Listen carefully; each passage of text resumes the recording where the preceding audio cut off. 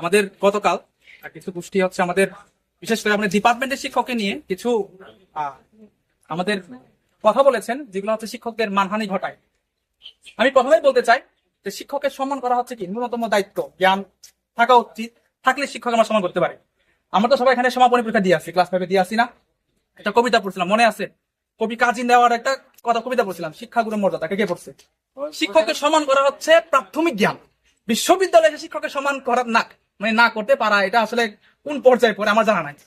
শিক্ষক যেমনই হোক শিক্ষক, এক লাইন পড়ালে শিক্ষক, 2 লাইন পড়ালে শিক্ষক, একটা ক পাইলেও সে শিক্ষক। আমরা শিক্ষকের বিরুদ্ধে যদি কোনো ব্যবস্থা গ্রহণ করে, সেটা যদি বাংলায় বলি, বাংলাদেশের বিশ্ব মঞ্জুরি কমিশন, নাকি যদি ভুল না করি বিশ্ববিদ্যালয় মঞ্জুরি কমিশন, তারা কথা বলবে। বা আরো যদি ইনভেস্টিগেশন করতে হয়, ডিজিএফআই আছে, হ্যান ত্যান হবে, যেগুলো অনেক কিছু আছে, তারা ইনভেস্টিগেশন করবে। কোনো গোষ্ঠী ইনভেস্টিগেশন করার অধিকার মনে রাখে না আমার জানা মত।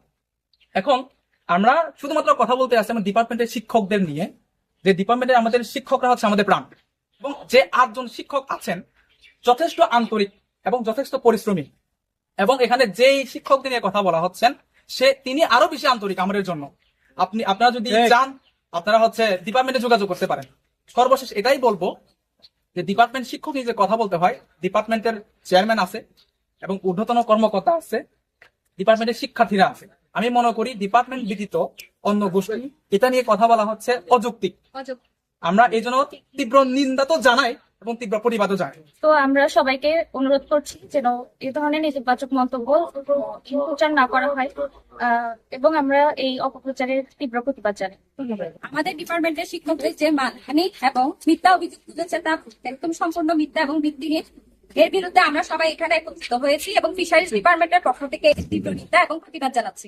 আমাদের fisheries and marine resources technology ডিপার্টমেন্টের সম্মানিত শিক্ষক বৃন্দের বিরুদ্ধে কিছু অভিযোগ আনা হয়েছে, যেগুলো বাস্তবে হচ্ছে একদম অযৌক্তিক এবং মিথ্যা অভিযোগ আনা হয়েছে। তো তারই প্রতিবাদে আমরা আজকে এখানে মানববন্ধনের জন্য উপস্থিত হয়েছি আমাদের সম্পূর্ণ ডিপার্টমেন্টের পক্ষ থেকে। আমাদের ডিপার্টমেন্টের টিচাররা আছেন এখানে, যারা শিক্ষার্থী উপস্থিত আছে, আপনারা যদি মতামত নেন, ইভেন যারা আসে নাই তাদের থেকেও যদি মতামত নেন, মানে এ যাবৎকালে আমরা তো টিচারের কাছে পড়ছি, সবার থেকে যোগ্য আমাদের টিচারদের মনে হয়েছে। বিশেষ করে আমাদের পড়ানোর স্ট্র্যাটেজি প্লাস দক্ষতা, একাডেমিক দক্ষতা সব মিলিয়ে আমরা সন্তুষ্ট। তো আমাদের এই টিচারদের বিরুদ্ধে আমরা কোনো অভিযোগ দিই নাই, ইভেন বিশ্ববিদ্যালয় থেকে কোনো অভিযোগ আসে নাই। একটা গোষ্ঠী যারা কি আমাদের টিচারদের নামে প্রপাগান্ডা ছড়াচ্ছে, তো তারই আমরা আজকে মানববন্ধনে দাঁড়িয়ে আমাদের এফএমআরটি ডিপার্টমেন্টের পক্ষ থেকে তার তীব্র নিন্দা এবং প্রতিবাদ জানাচ্ছি।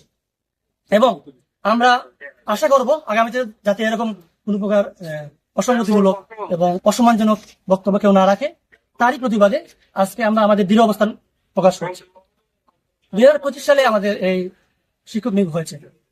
আমার মতে শুধু আমাদের ডিপার্টমেন্টের শিক্ষকরা নয়, এই নিয়োগে যতজন শিক্ষক নিয়োগ হয়েছে তার সবাই কোয়ালিটিফুল, পিএইচডিধারী অথবা প্রপার, মানে সব মিলিয়ে আমার কাছে মনে হয়েছে যে কি এই নিয়োগটা স্বচ্ছ হয়েছে এবং সব টিচাররা যোগ্য টিচার। তো আমরা আশা রাখবো আমাদের এই অবস্থান, আজকের এই দৃঢ় অবস্থান যাতে মাথায় নেওয়া হয় এবং নেক্সট টাইম থেকে যাতে আমাদের ডিপার্টমেন্ট নিয়ে আর কোনো প্রকার ষড়যন্ত্র করা না হয়। কারণ আমরা দেখেছি ইতিমধ্যে অন্য কোনো নিয়ে কথা বলা হয়নি, আরো অনেক শিক্ষকরা আছে, এর আগে আরো অনেক বিতর্কিত শিক্ষকরা আছে, কেউ কথা বলে না। এটা বারবার শুধু টিচারদের উপরে, কারণ কি? কারণ আমরা কোনো কথা বলি না, আমরা চুপচাপ ছিলাম, আমাদের এতদিন কোনো অভিভাবক ছিল না, টিচার ছিল না। এখন যখন আমাদের টিচার নিয়োগ হয়েছে, এটা নিয়ে সবার কিছুর জন্য মানে আমাদের মাথায় ঢুকতেছে না। সো দ্যাট আমরা আজকে এই মানববন্ধন কর্মসূচি থেকে সবাইকে সাবধান করতে চাই, যারা এর বিরুদ্ধে অবস্থান নিচ্ছে, আমাদের টিচারদের বিরুদ্ধে উল্টোপাল্টা কথা বলতেছে। আমাদের টিচারদের সম্মান মানে আমাদের সম্মান, আমাদের বিভাগের সম্মান, আমাদের এফএমআরটির সম্মান।